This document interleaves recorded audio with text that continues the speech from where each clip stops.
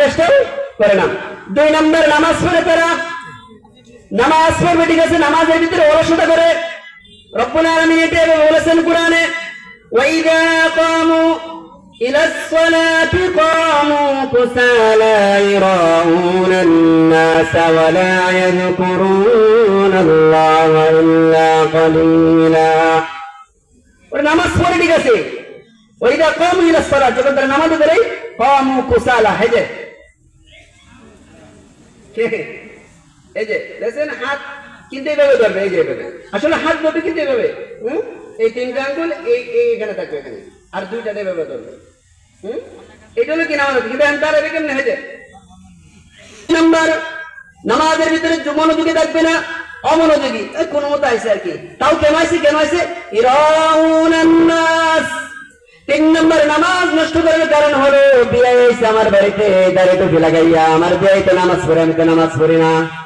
এখন কোন কারণে যদি আমার বিয়ে মসজিদে যাইতেছে, এখন আমি যদি নামাজে না যাই, তাহলে এটা কেমন দেখা যায় না। ইরাউনান নাস ওয়া লা ইয়াযকুরুনাল্লাহা ইল্লা কালিলা। নামাজ পড়ে ঠিক আছে, এই যে বিয়ে হয়েছে, বিয়ে দেখার জন্য জামাই মাওলানা সাহেব, জামাই কি মাওলানা সাহেব, এখন জামাই আমাদের জামাই নামাজ পড়তেছে, এখন আমার নামাজ পড়তে মনে হয় শাশুড়ি বড় যদি কি করে।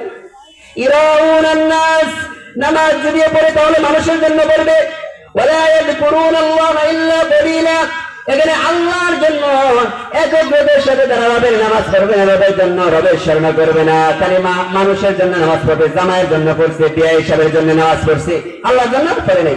তাহলে কোরআনকে প্রশ্ন করলাম, কোরআন এই জমিনের ভিতরে সবচেয়ে নিকৃষ্ট মানুষকে কোরআন বলে যারা নামাজ পড়ে, 3 কারণে নামাজের নষ্ট করে দেয়, তারা হলো এই জমিনের সবচেয়ে নিকৃষ্ট মানের মানুষ। আর যদি কোরআনকে প্রশ্ন করি, কোরআন আমার সমাজের ভিতরে লাখো লাখো মানুষ আছে যারা শুধু বছরের ঈদের নামাজ পড়ে, তাদের ব্যাপারে তুমি কি বলবা? কোরআন বলে যদি সমাজের নিকৃষ্ট মানের মানুষ যদি হয়ে থাকে, সবচেয়ে নিকৃষ্ট মানের মানুষ আমার রব বলেছে যারা নামাজ পড়ে নামাজরে নষ্ট করে দেয় তারা, আর যারা নামাজ একেবারে পড়ে না তারা তো আর কোরআনে নাই, তারাও মানুষ। আর নাম তারা কি?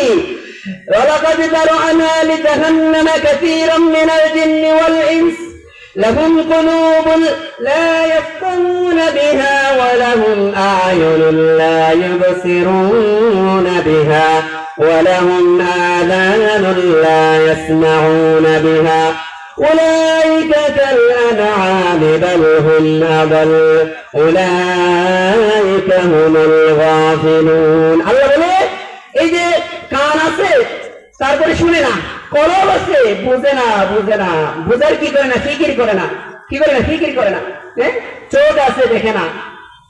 এই যে আলোচনা হচ্ছে, নামাজের আগেও আলোচনা হচ্ছে, এগুলো হচ্ছে কি আপনারা কানে শুনেন নাই?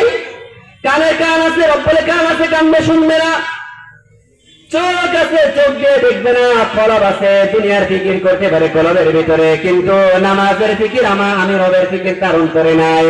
রব্বুল আলামিন বলে মানুষগুলো হলো আনআম, চতুষ্পদ জানোয়ার, কারণ ওদের আল্লাহ নিয়ে ফিকির করার টান নেই, ফিকির করার দরকার নেই। ফিকির আল্লাহ নিয়ে ফিকির করবে কি? আমি আমার রব নিয়ে ফিকির করতে হবে, আমি রবের বিধান মানতে হবে, আমার ওদের জন্য না। বিধানকে মানবে আমাকে মানতে হবে, সেজন্য আমি যখন বিধান ছেড়ে আল্লাহর ফিকির ছেড়ে সামনে নিয়ে ফতোয়া দিতেছেন, আপনি সামনে জেনার বক্স সামনে নিয়ে যে আপনি কি দিতেছেন? মাসালা দিতেছেন, কিন্তু আপনি তো নামাজ এখানেই তো জানা করতেছেন, চোখের জানা কই দিল আপনার ফতোয়া কি হলো? আপনি তো যেখানে ফতোয়া দিচ্ছেন সেই মঞ্চটাই হলো, সেই মজলিসটাই তো হলো জানার মজলিস, জানার মজলিসে আপনি ফতোয়া দেন।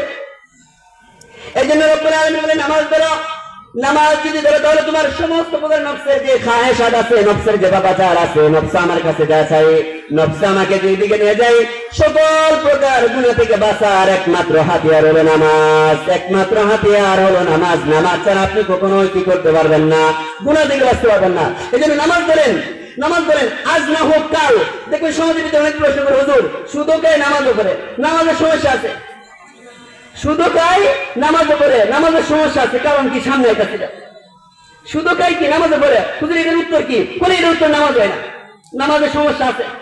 নামাজ যদি সমস্যা না থাকে, রাত বলেছে সমস্ত প্রকার পাপাচার থেকে বাঁচার একমাত্র উত্তম হলো নামাজ। ইন্নাস সালাতা তানহা আনিল ফাহশাই ওয়াল মুনকার। তাহলে আমার রবের কথা কি মিথ্যা হবে নাকি? যদি নামাজ মানুষের গুনাহ থেকে বিরত না রাখতে পারে, তার মানে ডাল মে কুছ কালা হ্যায়, পিকচার মে কুছ মাইন্ড হ্যায়। এর ভিতরে কোন কি আছে? কাহিনী আছে। কাহিনী এটাই আমার নামাজের সমস্যা। তাহলে এই জমিনের ভিতরে কোরআনকে প্রশ্ন করলাম, কোরআন এই জমিনের ভিতরে মুত্তাকিকে, কোরআন বলে নামাজি। কোরআনকে প্রশ্ন করলাম, কোরআনের জমিনের ভিতরে সফল মুমিনকে, কোরআন বলে নামাজি। কোরআনকে প্রশ্ন করলাম, কোরআন আমার ফ্যামিলিকে আমি কি করে আদর্শ ফ্যামিলি বানাবো, আমার সন্তানকে কি করে আমি আদর্শবান বানাবো, কোরআন বলে নামাজ। এবার যদি কোরআনকে প্রশ্ন করলাম, কোরআন আমি এই জমিনের ভিতরে গুনাহমুক্ত জীবন আমি করতে চাই, তাহলে আমার সলিউশন কি হবে, কোরআন বলে নামাজ। তুমি নামাজ করো, তুমি নামাজ করো।